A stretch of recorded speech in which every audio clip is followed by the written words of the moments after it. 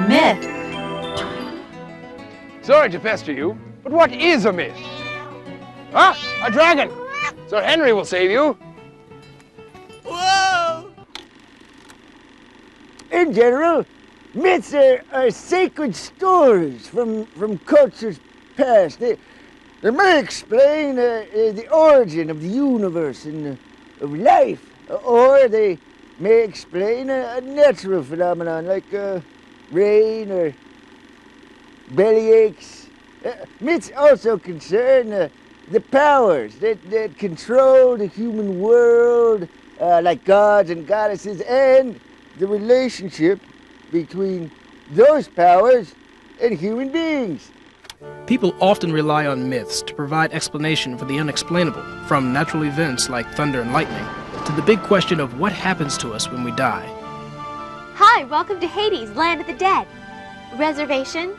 Take the myths of the ancient Greeks, for example. Their myths centered around a big group of human-like gods. The main god was this powerful, short-tempered guy named Zeus, who was known for flinging thunderbolts at any mortals who got on his bad side.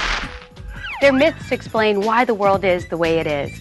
Take a look at an ancient Greek myth that explains the yearly change in seasons. Ancient Greece! Enter the sweet and beautiful Persephone, not just another pretty face. Persephone was the daughter of Demeter, the goddess of vegetation and fertility. One day, while Persephone was gathering flowers, Hades, the dark and brooding lord of the underworld, kidnapped the young lady to make her his bride. Stricken with grief, Demeter neglected the land. No plants grew, and famine devastated the earth. Zeus, leader of the gods, demanded that Persephone be returned to her mother. But Hades had a trick up his sleeve. By persuading Persephone to eat just a few pomegranate seeds, he retained a partial claim on her.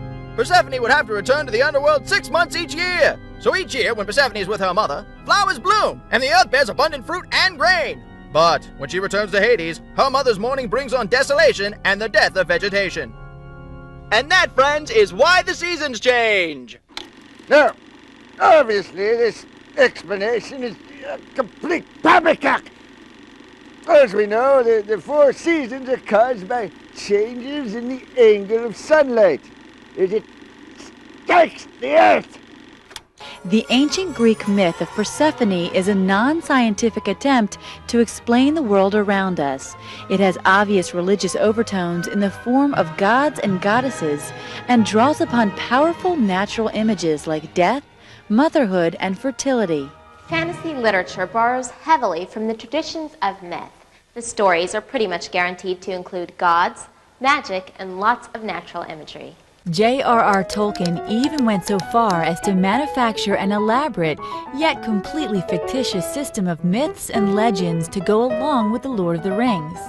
He borrowed his favorite elements of Norse myths, Greek myths, Celtic myths, and many others, and invented some stuff of his own. Though they aren't a major part of the narrative, they add texture and depth to the novel.